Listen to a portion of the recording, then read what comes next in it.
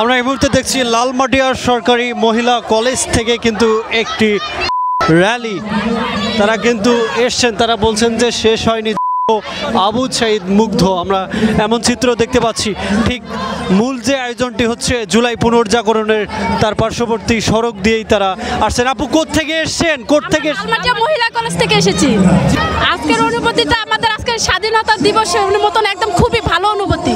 অবশ্যই এখানে নারীদের অবদান ছিল এবং নারীরা সক্রিয়ভাবে সেখানে এই সরকারের পথ এবং নিজেদের যে অধিকার ছিল সেটা আদায়ের জন্য সোচ্চার ভূমিকা পালন করেছে। পুরুষরা তো স্বেচ্ছায় যখন তখন ঘর থেকে বেরিয়ে আসতে পারে, কিন্তু আমাদের নারীদের তো সেই সুযোগ ছিল না। তথাপিও আমাদের ছাত্রীরা এবং আমাদের মতো কতিপয় নারী যে আমরা সংসার করি, তারা সামলিয়ে তারপরও যতটুকু আমরা পেরেছি আমাদের ছাত্রী সহ আমরা আমাদের এই অধিকার আদায়ের ক্ষেত্রে সোচ্চার ভূমিকা পালন করতে সক্ষম হয়েছি এবং আমরা সফলও হয়েছি।